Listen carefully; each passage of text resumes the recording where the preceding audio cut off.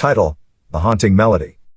The wind howled like a mournful ghost as it whipped through the desolate town of Ravenswood. A thick blanket of fog rolled in from the nearby marshes, obscuring the moon and casting an eerie pallor over the streets.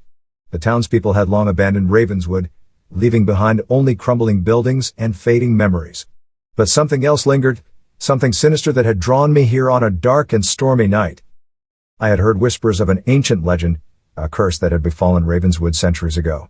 It was said that a vengeful spirit known as the Wailing Banshee had cursed the town after her lover's betrayal.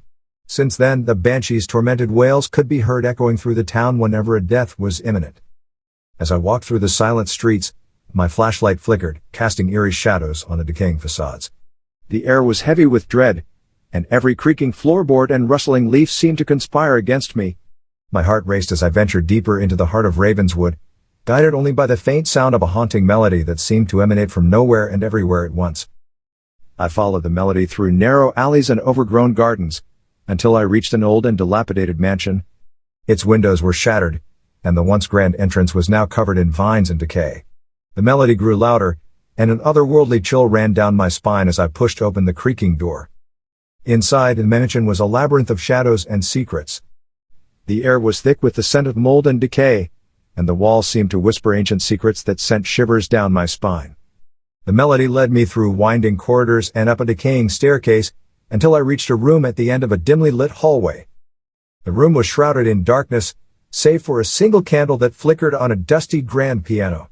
The haunting melody reached its crescendo, and as the final note hung in the air, I saw her, the Wailing Banshee. Her translucent figure hovered above the piano, her hair flowing like ethereal tendrils and her eyes burning with an otherworldly fire. "Who dares disturb my torment?" her voice echoed, sending a chill down my spine. "I seek to end the curse that has plagued Ravenswood for centuries," I stammered, my voice barely above a whisper. The Banshee's gaze bore into me, and her voice became a mournful wail that seemed to pierce through my very soul. "To break the curse, a sacrifice must be made," she intoned, her voice dripping with malevolence. Before I could react, the room seemed to close in around me, and I was surrounded by a swirling vortex of darkness.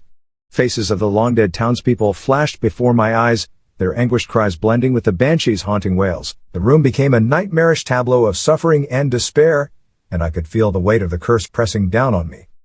In a desperate bid for salvation, I reached for the candle on the piano and thrust it into the heart of the vortex. The darkness recoiled, and the room was bathed in an eerie, pulsating light.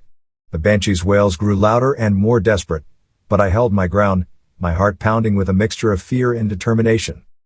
With a final, agonizing scream, the Banshee dissipated into a swirl of mist, and the curse was broken. The room fell silent, and I collapsed to the floor, gasping for air and covered in a cold sweat. As I looked around, I realized that the mansion had transformed, the decay had receded, and a sense of peace had settled over the once dreadful room.